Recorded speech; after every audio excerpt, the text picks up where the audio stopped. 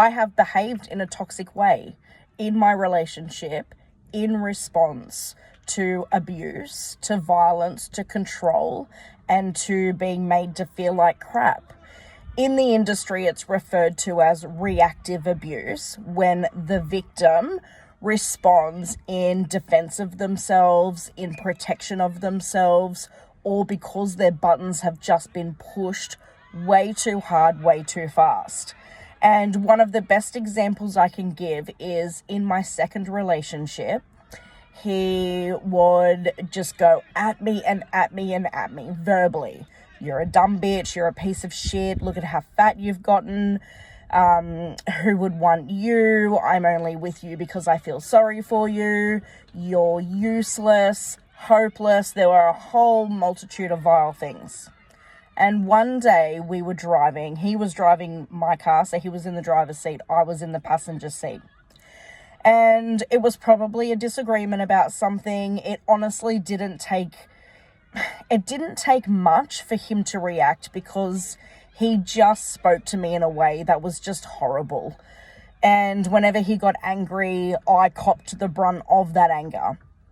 And so for whatever reason that I can never condone, you can never condone having a disagreement with someone and their go-to being, well, you're this and you're that, and swearing at you and telling you about all the horrible things that you are. There is just no reasonable explanation for that. So whatever I had done or said, or whatever he was angry about, he was just at me and at me and at me. We were driving, and I knew the way to make it stop was to say something equally hurtful to him. And so as he was going at me and at me and at me while he's driving, which is dangerous in itself because he couldn't have been concentrating properly, I just pulled my hood. I was wearing a hoodie.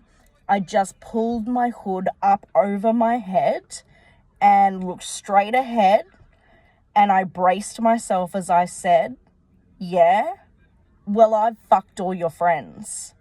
And he punched me in the side of the head, cushioned by the hood that I had deliberately pulled up. Was that toxic? Yes. Was it a nice thing to say? No, absolutely not. Did it stop him from going at me? Yes, because he was shocked, he was hurt, and he had physically hurt me. He had punched me. So that just stopped the vitriol in its tracks. And the reason I used that particular remark was because on a previous occasion several months before, during a disagreement, he had told me that he had slept with all of my friends, which I was just really hurt by.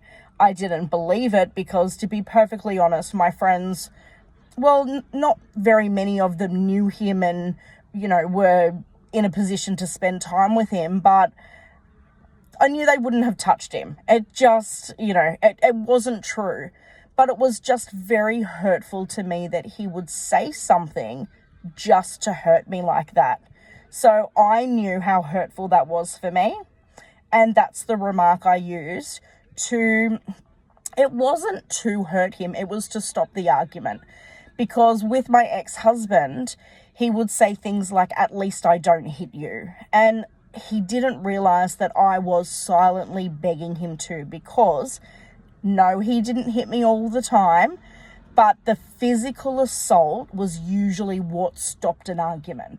It's what ended it. It's what caused him to just, get rid of whatever anger or rage he was feeling inside to physically assault me.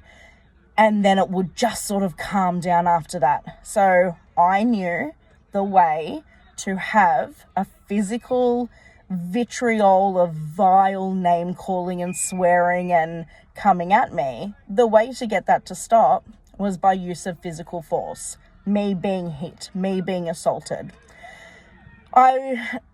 It's not something I'm proud of, definitely not. And when you become that toxic person to retaliate or respond in self-protection or in defense of yourself, then that's when you know it is just not a healthy relationship, and it's just not something you can work on. So reactive abuse is often in response, and oftentimes the primary victim is misidentified as the perpetrator because the perpetrator knows exactly what to say to hurt you, to make you feel small and worthless. And then when it just goes and goes and goes and you explode, you can then be painted as the perpetrator. Misidentification. And they know how to do it. But absolutely, there were toxic things that I did in response, which are not me, but it's what I did to try and protect myself, or to try and stop an argument by copping a physical hit. So if you are needing help and support, either as the victim, reach out to a domestic violence support service.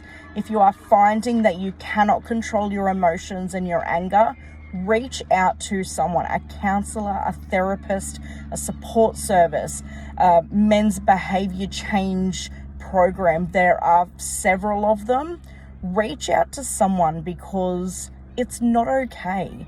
And it causes lifelong issues, it causes trauma, and it just perpetuates a cycle of violence, of abuse, of victims, and of hurt and pain.